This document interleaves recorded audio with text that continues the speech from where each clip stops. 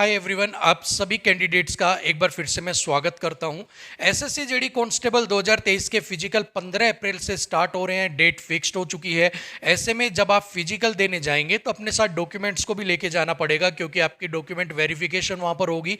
सो अब सवाल उठता है कि आपको कौन कौन से डॉक्यूमेंट्स किस फॉर्मेट में लेके जाने हैं, ताकि जब आपकी वेरिफिकेशन की जाए तो आपको कोई भी दिक्कत ना हो। सो यहाँ पर मैं आपको बताने वाला हूँ एक कंप्लीट लिस्ट डॉक्यूमेंट की, कि आपको कौन कौन से डॉक्यूमेंट्स किस फॉर्मेट में लेके जाने हैं, ताकि जब आपकी डॉक्यूमेंट वेरिफिकेशन की जाए तो आपको कोई भी दिक्कत वहां पर ना आए। इसी के साथ ही बच्चों के बहुत सारे सवाल आ रहे हैं कि सर एक बार आप हमें कट ऑफ बता दीजिए, स्टेट वाइज एक आइडिया आप हमें दे दीजिए। वैसे तो रिजल्ट के साथ आई जाएगी, बट एक बार आप क्या मानते हो कितने कट ऑफ वाले का सिलेक्शन होगा, एक बार आप हमें वो बता दीजिए। सो एक बार यहाँ पर आपको मैं स्टेट वाइज कट ऑफ का आइडिया भी देने वाला हूँ, साथ में रिजल्ट के ऊपर भी बात करने वाले हैं कि रिजल्ट की क्या कुछ खबर डिपार्टमेंट से निकल कर आ रही है। सारी चीजें आज यहाँ पर हम डिस्कस करेंगे। सो सबसे पहले हम यहाँ पर बात करेंगे डॉक्यूमेंट्स को लेकर, कि कौन कौन से डॉक्यूमेंट्स आपको फिजिकल के लिए अपने साथ लेकर जाने हैं। तो सबसे पहला तो जो है वो आप सभी को तो लेकर ही जाना है, वो हो गया आपका एडमिट कार्ड। ठीक है, एडमिट कार्ड आप लेकर जाएंगे अपने साथ। एक कॉपी कलर्ड करवाइए या ब्लैक एंड व्हाइट करवाइए, डजेंट मैटर। ठीक है। सो सेकंड, यहाँ पर अगर मैं बात करता हूँ, एडमिट कार्ड के अलावा आपको 5 या 6 फोटोज आपकी, ठीक है, 5 या 6 फोटोज आपको लेके जानी है। पासपोर्ट साइज आपकी लेटेस्ट जो फोटोज है वो आपको यहाँ पर लेकर जानी है। जरूरी नहीं है कि जो आपने फॉर्म पर अप्लाई की थी वही आपको लेके जानी है, बट लेटेस्ट आपको अपनी लेके जानी है। ठीक है, चलिए इसके बाद अगर मैं थर्ड नंबर पे बात करता हूँ, तो थर्ड आपके पास यहाँ पर होना चाहिए आईडी प्रूफ। ठीक है, आईडी प्रूफ भी आपको लेके जाना है। आईडी प्रूफ के अंदर आपके पास बेसिकली 2 या 3 चीजें होती हैं। आपका वो जो आपका पैन कार्ड हो गया यहाँ पर, ठीक है, पैन कार्ड के बाद आपका यहाँ पर आधार कार्ड, उसके बाद आधार कार्ड हो गया आपका। इसके अलावा आपका पासपोर्ट हो गया। ठीक है, इसके अलावा आपका वोटर कार्ड भी मान्य है, ठीक है, जो गवर्नमेंट इशू है। सो बट बेसिकली आप पैन कार्ड या आधार कार्ड में से एक ले जा सकते हो, और जिसमें से आधार कार्ड आपका मस्ट है, क्योंकि आपकी जो आधार कार्ड से जो आपके थंब वगैरह जो लिए जाते हैं ना, वो यहाँ पर आधार कार्ड आपका मांगते हैं। तो आधार कार्ड आपका यहाँ पर मस्ट है, आधार कार्ड आपको लेकर ही लेकर जाना है।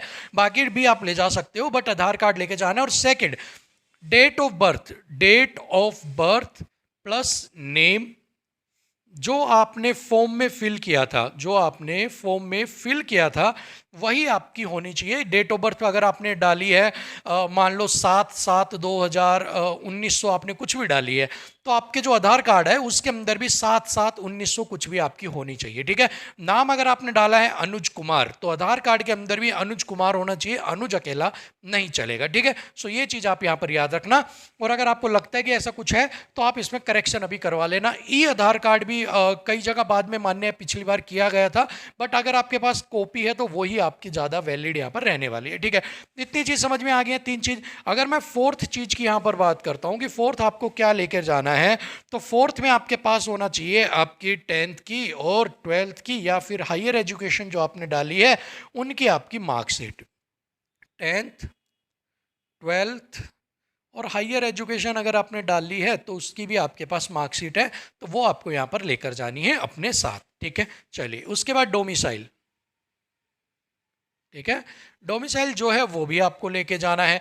अब आपका जो डोमिसाइल है, जहाँ से आपने अप्लाई किया है, राजस्थान, बिहार, यूपी, बंगाल, वहाँ का आपके पास जहाँ जिस राज्य से किया है, जिस स्टेट से आपने किया है, उसका आपके पास डोमिसाइल होना ज़रूरी है। अगर आपके पास डोमिसाइल नहीं है, मतलब कि अगर आपने अप्लाई राजस्थान से कर दिया, आप हैं हरियाणा के, तो आपको वहाँ पर रिजेक्ट कर दिया जाएगा। सो जिस स्टेट से आपने अप्लाई किया है वहाँ का आपके पास क्या होना चाहिए, आपके पास डोमिसाइल होना चाहिए। ये सभी को लेके जानी है, यहाँ तक की चीज़ें। अब जो आता है वो आ जाता है यहाँ पर, ये यहाँ पर है कास्ट सर्टिफिकेट। ठीक है, कास्ट सर्टिफिकेट। अब कास्ट सर्टिफिकेट कौन किस किस को लेके जाना है? ईडब्ल्यूएस कैटेगरी वालों को, ईडब्ल्यूएस कैटेगरी वालों को ईडब्ल्यूएस सर्टिफिकेट लेके जाना है। ओबीसी को ओबीसी लेके जाना है।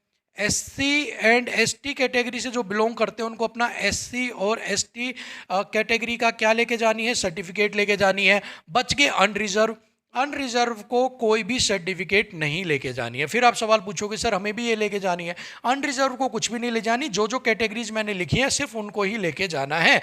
दूसरा, ईडब्ल्यूएस जो है वो सेंटर का बना हुआ होना चाहिए। ठीक है, सेंटर का बना हुआ होना चाहिए। ओबीसी है, ये भी आपका सेंटर का बना होना चाहिए, और ये स्टेट का भी चलेगा और सेंटर का भी चलेगा। एससी एसटी कैटेगरी का अगर आपका सर्टिफिकेट है वो स्टेट और सेंटर दोनों का यहाँ पर वैलिड होता है। बट ईडब्ल्यूएस सेंटर का बनेगा, ओबीसी भी आपका सेंटर का बनेगा, और क्रूशियल डेट से पहले का आपका होना चाहिए। बट अगर आपके पास क्रूशियल डेट से पहले का नहीं है तो भी कोई दिक्कत नहीं है, क्रूशियल डेट का इशू आपको परेशान नहीं करेगा, वो बाद में आपके फाइनल वहां पर कर लेते हैं। ठीक है, इतनी चीज समझ में आ गई है। अब इसके अलावा एक चीज और बच जाती है वैसे आपकी, छोटी सी, जो आपको करनी है कि अगर आपने हाइट चेस्ट में, जैसे मान लो आप गोरखा है, मराठा है, हिली एरिया से बिलोंग करते हैं, और अगर आपने रिलैक्सेशन लिया है हाइट में, चेस्ट में, सो आपको अपना रिलैक्सेशन सर्टिफिकेट्स जो भी हैं, रिलैक्सेशन सर्टिफिकेट जो भी हैं, वो आपको वहां से अपने बनवा कर लेकर जानी है। फॉर्मेट आपका जो नोटिफिकेशन आई थी उसके अंदर आपको मिल जाएगा, उसके अंदर आपको बनवा के लेके जानी है कि आपने अगर हाइट में मेरे को रिलैक्सेशन चाहिए, चेस्ट में चाहिए, तो वो आपको यहाँ से अपना बनवाना पड़ेगा। ठीक है, ये चीज़ समझ में आ गई। बस ये डॉक्यूमेंट्स आपको अपने साथ कैरी करने हैं। इसके अलावा जो भी छोटी मोटी चीज़ें हैं, आपका ग्लू हो गया, स्टेपलर हो गया, ठीक है, और जो पेन वगैरह हो गए, वो सारी चीज़ें आप अपने साथ ले जाओगे। बट मेनली आपके पास ये चीज़ें होनी चाहिए और खुद जाना है आपको बस। ठीक है, ये चीज़ें अगर आप कर लोगे, और इसके अलावा फिजिकल अगर आप बढ़िया कर लेते हो, तो आपको यहाँ पर कोई भी नहीं रोक सकता है, कोई भी आपको यहाँ पर दिक्कत नहीं आएगी। अब यहाँ पर डॉक्यूमेंट्स का काम हो जाता है खत्म। नेक्स्ट यहाँ पर एक बार मैं आपको बता देता हूँ कट ऑफ का।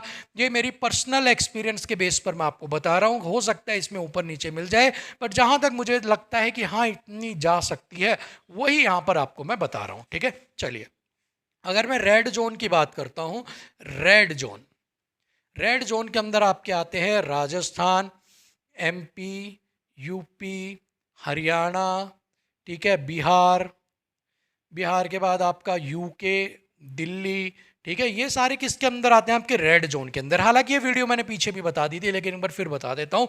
वहाँ पर 51 से 54 क्वेश्चंस मुझे लगता है आपके सिलेक्शन के लिए काफ़ी रहेंगे।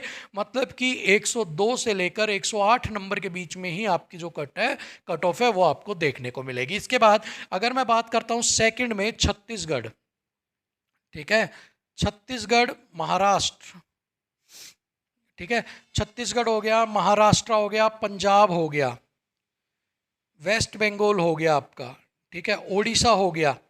अगर मैं इन राज्यों की बात करूं तो यहाँ पर आपका 36 टू 39 क्वेश्चंस, मतलब कि आपके 72 से 78 नंबर के ऊपर आपके फिजिकल में आपका नाम जो है वो यहाँ पर आ जाएगा। ये फाइनल कट ऑफ नहीं है, ये फिजिकल की कट ऑफ है। ठीक है, इसको फाइनल समझने की भूल मत करना भाई, ये आपकी जो फिजिकल की कट ऑफ है उसकी यहाँ पर ये कट ऑफ है। ठीक है, चलिए अब इसके अलावा और कौन से राज्य बच गए अभी बता देते हैं आपको।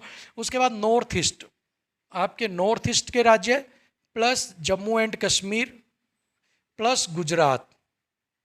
ठीक है, अगर इनकी मैं बात करूं तो 26 से 31 क्वेश्चंस, मतलब कि 52 से 62 नंबर के ऊपर इनका क्या हो जाएगा, सिलेक्शन यहां पर हो जाएगा। ठीक है, इसके बाद अगर मैं बात करूं हिमाचल प्रदेश, झारखंड, झारखंड, अगर मैं इन राज्यों की बात करूं तो 41 से 44 क्वेश्चंस के ऊपर आपका सिलेक्शन हो जाएगा। मतलब कि 82 से 88 नंबर अगर आपके आ रहे हैं तो आपका फिजिकल में नाम यहां पर 100% आ जाएगा। सो ये मेरा पर्सनल है, मेरा पर्सनल एनालिसिस है कि इतने नंबर के ऊपर आपका आना चाहिए।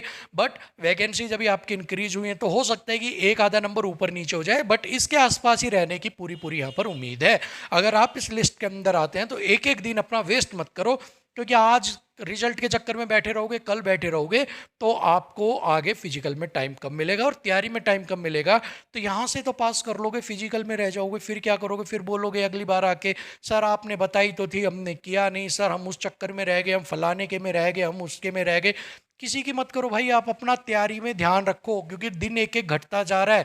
जो 17 दिन थे वो 16 रह गए, 15 दिन रह गए, अब धीरे धीरे धीरे धीरे दिन कम होते जाएंगे।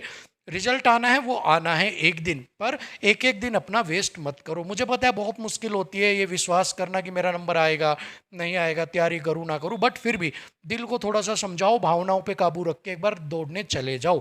ठीक है, एक दो दिन में तुम्हें वैसे ही पता लग जाएगा सब कुछ। और इन नंबर के अंदर अगर आप आ रहे हो तो अपनी स्टार्टिंग तो आप कर दो आज से। ठीक है, चलिए, रिजल्ट कंफर्मेशन की अगर मैं आपको बात करूं साथ में कि रिजल्ट के बारे में क्या है, तो मैंने अभी किसी एक जानकार से बात की थी। सो उनकी तरफ से यही आ रहा है कि आज शाम तक आपका रिजल्ट आ जाना चाहिए। और जो बाकी अगर आज किसी कारणवश नहीं आ पाता है तो मैक्सिमम फिर आपका जो रिजल्ट है वो 2 अप्रैल तक जाएगा।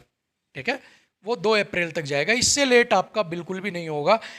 वैसे पूरी पूरी संभावना है कि आज शाम तक आपको आपका रिजल्ट देखने को मिल जाएगा। ठीक है, सो बस यही कुछ इन्फॉर्मेशन थी आपके लिए, कुछ आपके डाउट्स थे, कुछ डॉक्यूमेंट्स को लेकर था।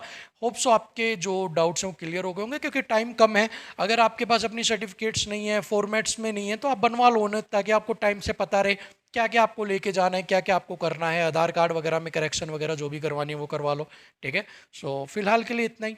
होप सो आपके डाउट भी क्लियर हो गए होंगे और कुछ नया जानने को भी मिला होगा जो आपके लिए यूजफुल रहने वाला है। सो चैनल को सब्सक्राइब कर लो, वीडियो को लाइक शेयर कर दो। अगली वीडियो में फिर मिलेंगे, तब तक के लिए थैंक यू सो मच, नमस्कार।